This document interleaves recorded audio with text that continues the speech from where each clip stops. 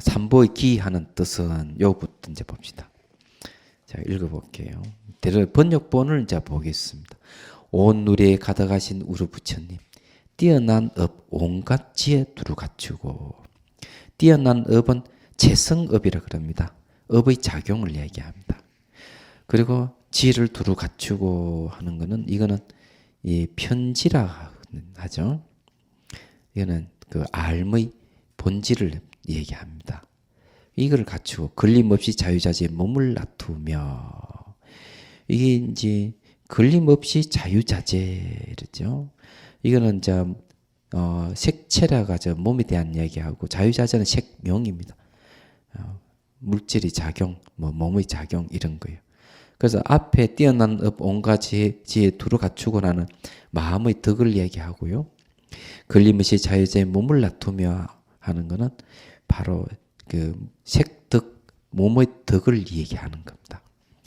그리고 중생을 구하시는 자비스러운 분, 이게 이제 심덕과 색덕을 하나 갖춘 색심일체를 바로 부처님이라고 이렇게 얘기합니다. 근데 여기에 지적을 하나 하고 싶은 거는 중생을 구하시는 자비로운 분, 이렇게 하면 좀 곤란해. 대개 번역을 다 이렇게 하는데, 제가 공부를 하다 보면 자비할 때 자하고 비하고 다르다는 사실을 알게 됐어요. 이건 대비라고 해야 됩니다. 그래서 본문에도 분명히 구세 대비자 이랬습니다. 세상을 구하는 대비자 이랬습니다. 이건 왜 중요한가 하면요, 불교는 자보다는 비를 더 핵심으로 보는 경향이 있습니다. 제가 이제 대성경전을 보다 보니까 그걸 알게 됐어요. 제 말씀을 드리자면은 한무 덕통선사께서 이런 말씀을 하셔요. 중생의 고통을 자극했을 때 대비심이 일어난다. 큰 연민이, 비락한 연민이에요. 큰 연민이 나고, 이 큰 연민에 의해서 보리심이 일어나고, 보리심에 의해서 바른 깨달음을 이룬다. 이랬습니다. 여기도 핵심되는 게 대비예요. 연민인데, 제가 깜짝 놀란 게, 이 대비심이야말로 대성불교, 특히 불교 수행의 핵심이라는 사실을 알게 됐습니다. 대비라는 거. 대비심이 없으면 수행 못합니다. 여러분, 대비심을 갖추지 않으면, 큰 연민 아니더라, 비심, 연민심이 없으면 여러분 수행 못합니다. 앉아 다 졸립니다. 연민심 뭔가 하면 중생의 고통 때문에 일어나는 게 연민이에요. 이건 이제 분명히 해야 돼요. 여기 이제 지금 4개의 구절의 개송은 불법성 3보 중에서 불을 얘기한 건데, 이 부처님은 왜 색덕을 심덕만이 아니라 색덕을 얘기하느냐? 이게 이제 어디서 오는가 하면요, 성소작질애가 대원경계를 이루려면 성소작질을 이룹니다. 성소작지가 뭔가 하면 중생 구제하는 지혜예요. 이게. 근데 이것이 뭔가 하면은 굉장한 겁니다. 금강경에 보면 이런 얘기 나옵니다. 30 이상 80종으로서 부처라고 볼 수 있느냐? 그러니 이렇게 부처님이 수보리께 물으니까 수보리가 볼 수 없습니다. 얘기합니다. 만약 볼 수가 있다면은 전륜성왕도 역시 30 이상을 갖추기 때문에 부처라고 해야 되기 때문에 그렇습니다. 하는 내용이 있어요. 그러면 30 이상 80종의 이 모습을 갖고 부처라고 할 수가 없다는 걸 분명히 얘기를 합니다. 근데 이 전륜성왕도 30 이상 80종호를 갖추고 있고 부처님도 갖추고 있는데 이 차이가 뭐냐는 거죠. 이 차이점에 대해서 카마라 실라락 하는 인도의 스님이 그게 분명하게 이런 얘기를 해요. 차이점이 있다는 거. 능력의 차이점이다. 그런데 부처님은 색신을 가지고 30, 80종호를 갖추고 중생구제로 나타나는 것은 부처님이 바로 능력이라는 거죠. 전륜성왕 그걸 못한다는 거죠. 모습은 비슷하지만. 그래서 어떻게 해심일경 이제 끝부분에 이제 보니까 이런 얘기 나와요. 부처님의 능력을 뭐라고 표현하는가 하면 이제 중생구제가 됐다 하면 시기가 됐다고 판단됐을 때는 제일 먼저 자기가 태어날 부처님 당신이 태어날 자궁을 선택을 합니다. 선택하는데 집안도 그 여자를 선택하죠. 어머니를 선택하고 그다음 그 가문을 선택하고 그는 어떤 가문이냐? 아주 이름난 명가 그러니까 왕의 자손 또는 큰 복덕을 지은 대부호의 아들로 태어난다는 거죠. 일부러 그렇게 결정해서 태어나는 겁니다. 여러분 태어날 때 여러분 결정해서 태어났습니까? 안 되죠. 이런 말 들어봤어요? 입태이려 주태이려 출태이려. 경전에 나오지만은 청담 스님께서 그 얘기를 했어요. 입태이려 들어갈 때 여유하다면은 의식이 깨 있다면 성인이다. 주태 태 속에 머물 수 있다면은 성인이다. 머물러서 의식이 깨 있어야 돼요. 출태이려 태어날 때도 역시 의식이 깨 있어야 된다. 여러분 태어날 때 의식이 못 깨 있죠. 범부입니다. 경전에 보면은 주태이려에 대해서 설명 어떻게 나는가 하면은 실달 태자가 그러니까 호명보살이죠. 어머니 태자 마의 부인 태 속에 머물면서 어떨 때는 전 우주의 신들을 전부 초청해가지고 그 안에 법회를 내려 법상을 올라가지고 어머니 태 속에서 법문하고 있어요. 또 다 보내고 나면은 다리 꽂고 앉아서 참선하고 있어요. 그게 이제 주태일이에요. 얘기하다만. 이거 자유자재를 할 줄 알아야 된다는. 그래서 이제 그 다음에 이제 아주 왕자로 태어나가 태자로 책병 받습니다. 그러고는 시기가 되면 출가를 해버려요. 그런데 가난한 집이 태어나면 아무 소용이 없는 거예요. 가난한 집이 태어나 본들 무슨 소용이 있느냐 알아주지 때 가난한 집에 태어나가 출가해가 부처됐다가 아무도 알아주질 않아요. 그래서 이 왕가의 자손이나 큰 대부의 자손은 태어나는 거예요. 그래 출가하면 이 권력과 부귀 영화를 다 버리고 출가했다. 세상 사람들이 충격을 주는 거죠. 그래가지고 도를 깨쳤다. 그러니까 교화의 하나 방편입니다. 그래가지고는 교화하고 갈 때 되면은 가는 거예요. 얘기하자면. 이렇게 팔상성도를 보이는데도 적절하게 그때그때 누구를 선택하고 어떻게 해야 되겠다는 계획을 아래서 본인이 그렇게 하는 겁니다. 이렇게 할 수 있는 능력을 갖다가 바로 이 색득이라고 그래요. 색득이 나타나는 겁니다. 이게 몸의 덕으로 나타나는. 화신불은 중생들은 화신밖에 못 봐요. 얘기하다만. 그리고 여기 이제 찬탄하는 게 그런 거고 그 핵심은 대비심에 있다. 그럼 대비심이 그러면은 어떤 역할을 하는가 하면은 중생구제를 할 때 이 색신을 갖추게 하는 힘이 바로 대비심이에요. 대비심이 없으면 안 돼요. 법심만 정덕한다. 법신을 정덕한 동시에 색신을 갖출 수 있는 능력을 같이 갖춰야만이 부처님입니다. 그런데 왜 대비심이 그러면 근거는 어디 있느냐 얘기죠. 그게 바로 대비의 심이 나오는 원리가 연기법이에요. 그래서 부처님은 법심 상태, 열반에 들어있으면서 동시에 색신을 내서 중생구제한다는 거예요. 열반에 늘 들어있으면서 중생구제하는. 왜? 부처와 중생은 한 번도 분리되어 있지 않는 연기관계이기 때문에 그렇다. 보조스님 말씀대로 하자면은 진성연기예요. 참성법이 연기하는 겁니다. 이렇기 때문에 당연히 색신을 구족해서 중생구제에 나서는 것이 정상이에요. 이 육신을 자유자재로 갖출 수 있도록 그렇게 하는 힘은 어디 있느냐?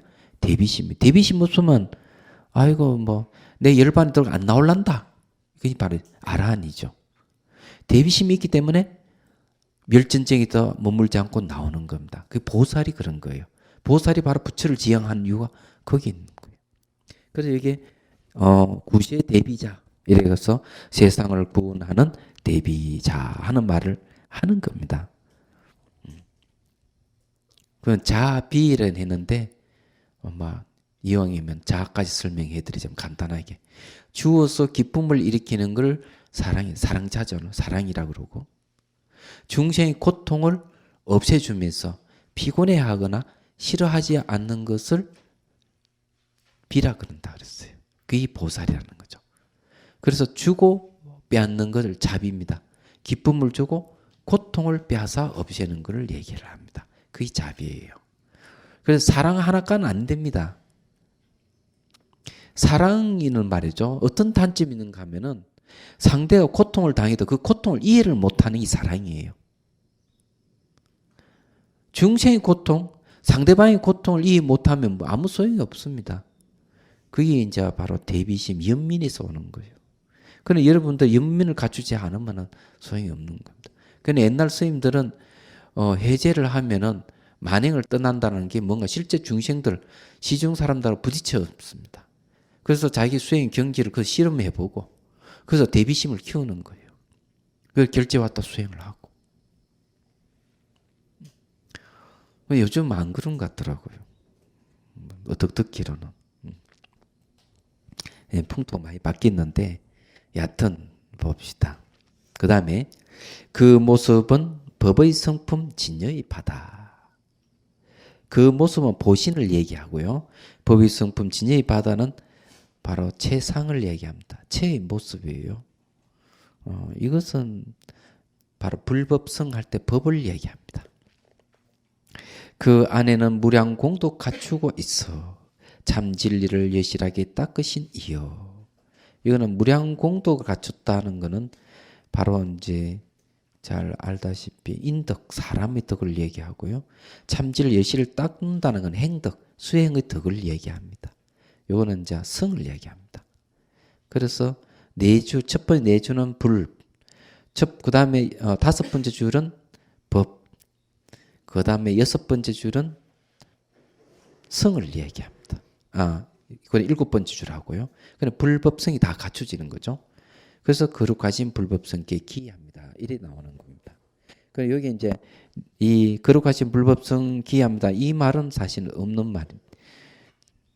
여기 본문에는 그렇지만 내용은 거기 들어있기 때문에 번역을 이렇게 한 거예요. 요 이제 기한다, 요 기명한다 하는데 원효 스님께서는 기명을 어떻게 풀이하셨느냐? 목숨을 바쳐 돌아간다는 말인데 원효 스님 이렇게 얘기합니다. 사람에게 가장 귀중한 것은 목숨이다. 이는 목숨을 바쳐가면서 돌아갈 곳은 어디느냐? 불법성 삼보이다. 불법성 삼보의 근원은 뭐냐? 일심이다. 그랬어요. 한 마음이다. 그래 이게 대승기신론의 대지라 그랬죠. 큰 뜻이 뭐냐? 큰 뜻은 이런 겁니다. 의 일심 개이문 그렇습니다. 일심에 의지해서 이문을 연다. 이게 큰 뜻이에요. 이문은 심진연문과 심생멸문인데 또한 이 문은 뭔가 막 깨쳐 들어가는 문을 얘기하는 거예요. 일심을 깨치는 것이 깨달음이에요. 그러면 이 일심을 깨달으려면 이 두 문을 통과해야 됩니다. 이게 대승기신의 핵심이에요. 얘기하자면. 그래서 원효 스님께서 우리가 돌아갈 곳은 어디느냐 하니까 일심이 근원으로 돌아가야 된다. 내가 목숨을 바쳐 돌아갈 건 그것이다. 그러면 성가에서럼 일심에 해당하는 건 뭐냐? 화두입니다. 저는 화두는 옛날에는 잘 뜻을 이 무슨 뜻인지 이해를 못했는데 어록을 보다 보니까 화두가 뭔지 알게 됐어요. 그냥 간단하게 설명하면요. 제가 이렇게 이야기해도 여러분들이 깨닫지 못한 이상 화두를 깨뜨리지 못하면 아무 소용이 없어요. 그러니 그게 무엇이라고 하는 얘기를 할 수 있습니다. 참선요제에 보면은 이런 얘기 나옵니다. 화두를 참고를 할 때 화두가 불생불멸로 나타날 때, 불생불멸로 보이기 시작할 때는 화두를 참고하면 안 된다, 이런 말이 나와 있어요. 왜냐하면 그때는 화두를 보는 단계에 보는 마음을 각조라, 깨달을 각자 빛을 조라는 거죠. 그 구조를 보면은 화두는 불생불멸을 얘기를 하는 겁니다. 그는 공을 얘기하고 또는 일심이라 하기도 하고, 그것이 이제 진여이기도 하고, 그게 바로 열반입니다. 죽지 않는 놈이에요. 죽지 않는 놈이라 하는 건 어떤 말인가 하면은 도움이 될는지 모르겠는데, 땀도 흘리지 않고 호흡도 하지 않고 가고 오미 없는 놈, 이래저래 아무래도 바뀌지 않는 놈, 그 놈이 뭔가 하면은 열반 모습이에요. 거기서는 이렇게 표현하죠.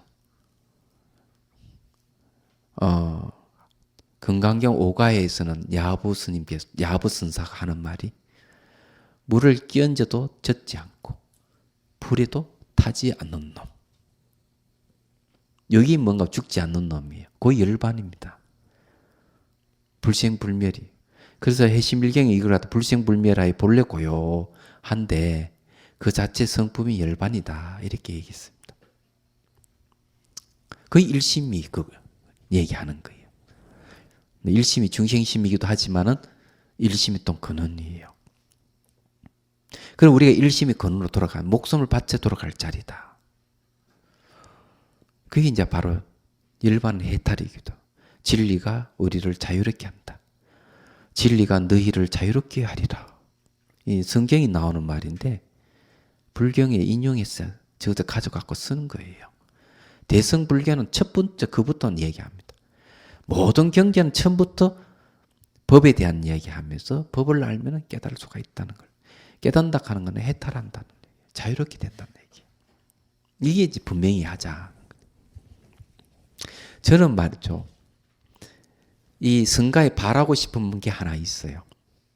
얘기하다 보면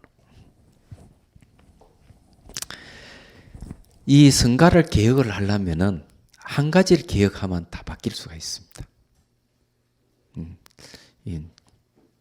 여러분들이 생각하는지 안 할지 모르지만 언어를 개혁하셔야 됩니다. 성가의 언어를 개혁을 하면은 깨달은 사람도 무수히 많이 나올 것이고 이 선불교 다시 일어날 것이라고 확신합니다. 왜 그런가 하면은 사회를 개혁하는 건 언어 개혁에서 비롯되고 됩니다. 언어가 중요해요.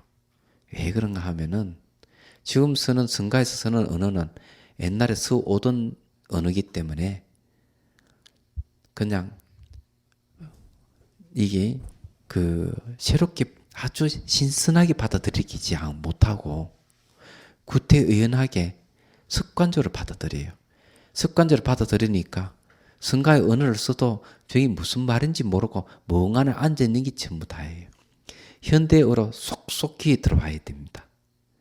그래야만이 이 성가의 언어를 써도 그런 언어를 써야만이 화두라 하는 것 다시 살아날 수 있고 수행하는데 어떻게든 딱딱 잡혀서 할 수 있는데 이 참선하는 방법도 얘기 들으면은 둘이 뭉실하고 옛날 쓰는 용어를 쓰니까 무슨 말인지 이해를 못하고 그냥 시간 낭비를 하는 거죠.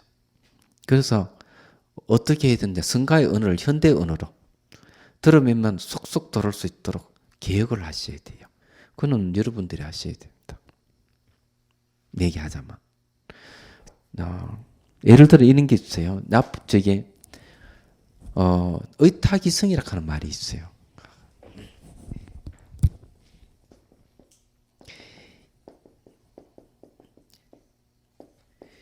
유식 보면은 의타기성이 뭔가 타를 의지해서 일어나는 성품이 뭔가 우리 마음을 이야기하는데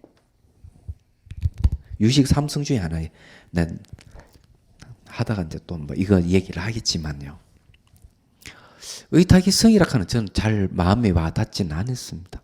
왜 그런가 하면은 마음을 타를 의지해서 일어나는 거, 대상 영향을 받아 일어나는 마음이다. 이 정도 이제 생각을 하고 있었는데 스마트 월드라는 책을 보고 깜짝 놀랐어요.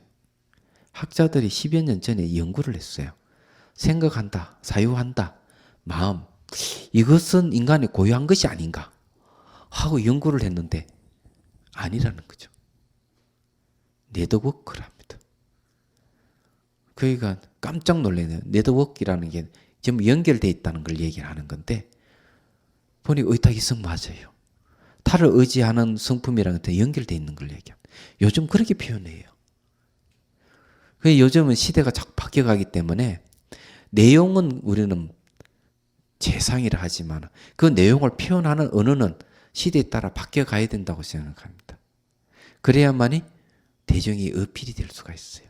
선을 하는 사람도 이 문자를 의지해야만이 선을 알죠. 그러면 그 다음에 문자를 탈피해서 본연의 자리로 들어갈 수 있는 거예요. 얘기하자면. 그래서 여러분들이 이제 말씀을 드리는 이게 거룩하신 불법의 성에 기합니다까지 얘기했습니다. 그 다음에 이제 논을 선 뜻을 말한다 그랬어요. 중생들의 온갖 의심 풀리게 하고 집착으로 생긴 견해 버리게 하며 이거는 이타심입니다. 타를 이롭게 하는 이타심에서 나온 거예요.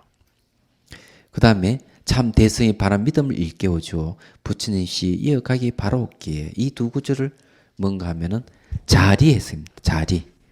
위에는 이타라 그러면은 위에 두 구절 이타고 밑에는 자리 이타를 얘기하는 겁니다. 중생도 온갖 의심이 풀리게 한다 하는 건 바로 믿음을 일으키게 하는 거고요. 집착으로 생긴 견을 버리게 한다 하는 것도 믿음을 일으키게 하는 겁니다. 믿음은 반드시 체험이 동반한다는 사실을 알아야 돼.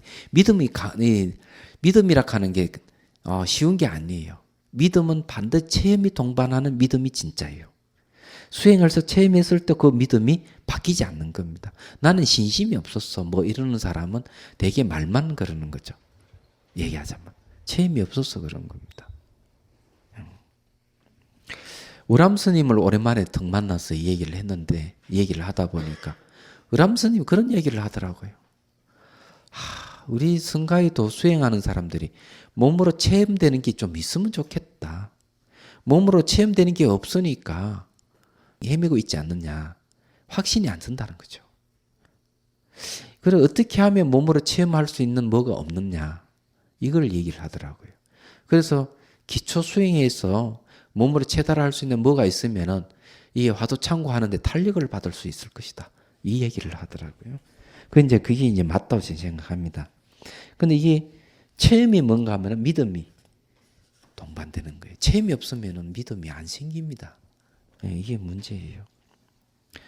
그래서 이제 세 번째 참 대성의 바람 믿음을 일깨워 주어 부침시의 이해가기 바라옵기에 부침시락하는 것은 불종자를 얘기합니다. 그래서 이 논을 선 뜻은 뭔가 막 불종자, 부처의 종자 끊어지지 않게 하는데 그 의미가 있다는 거예요.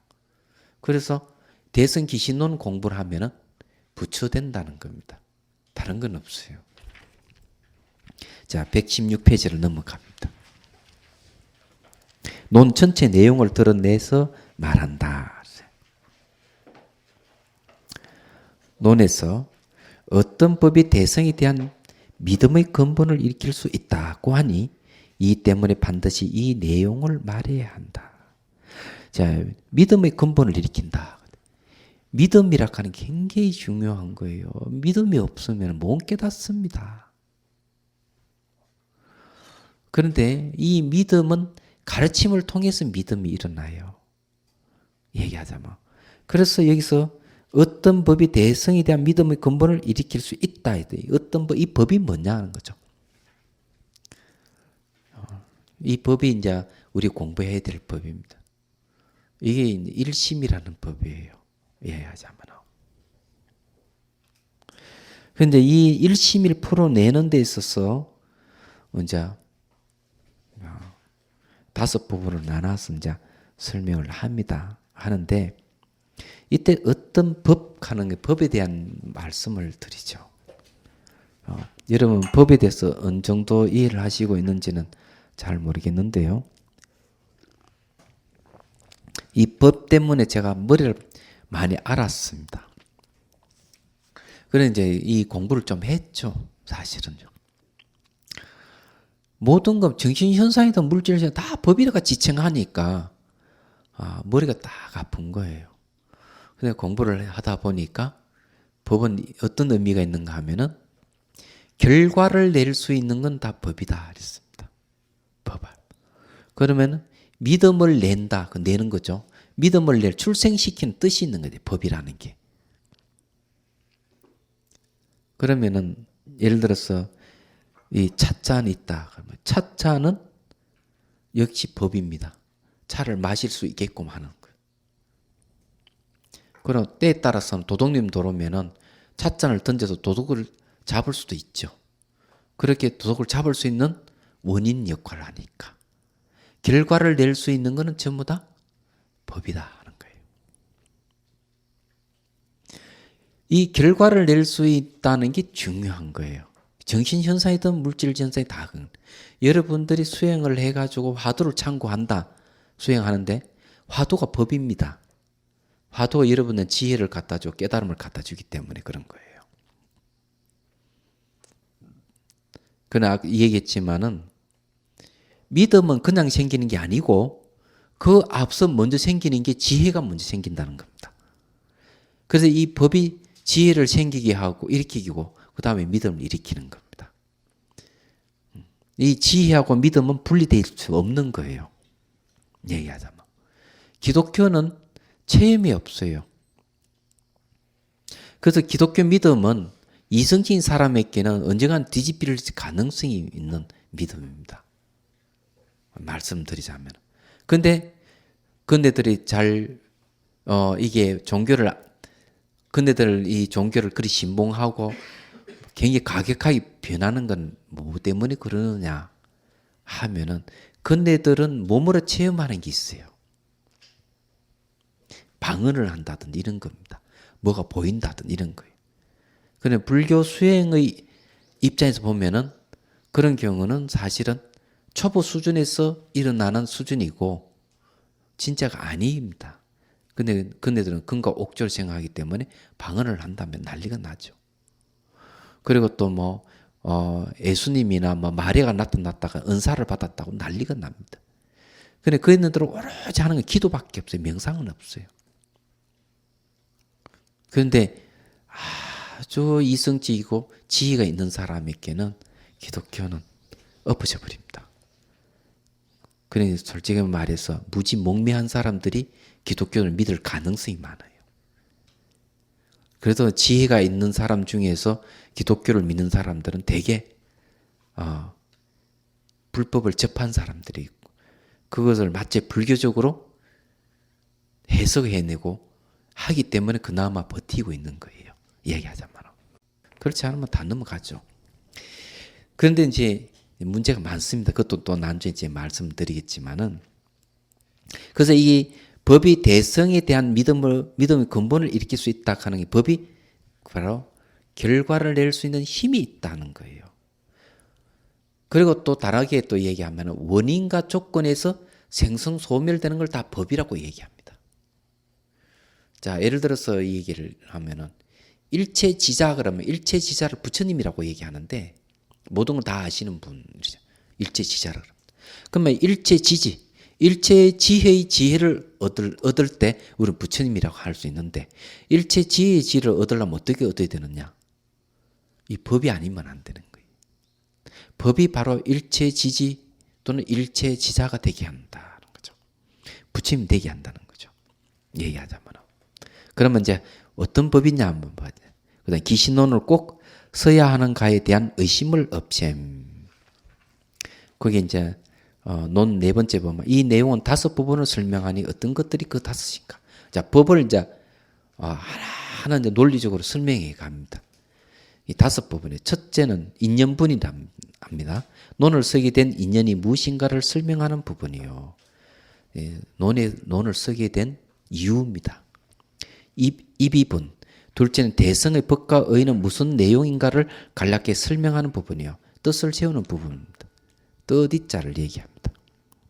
그 다음에 셋째, 법과 의를 자세히 풀이하는 부분이요. 이건 해석분입니다. 넷째, 믿음과 5가지 방편을 수행하는 부분이요. 수행 신심문 수행에 대한 여기가 뭐가 나오는가 하면은 사마타 이파사나 수행에 대한 얘기가 나옵니다. 다섯째, 수행의 이익을 보여주어 공부할 것을 권하는 부분, 건수 이익분입니다. 이 5가지를 통해 가지고 이 법이 무엇인가 논하고 이 법을 통해서 믿음을 일으키게 합니다. 지혜가 생기게 한다 하는 겁니다. 116페이지. 논을 쓰게 된 인연은 무엇인가? 이제 하나하나 이제 보죠.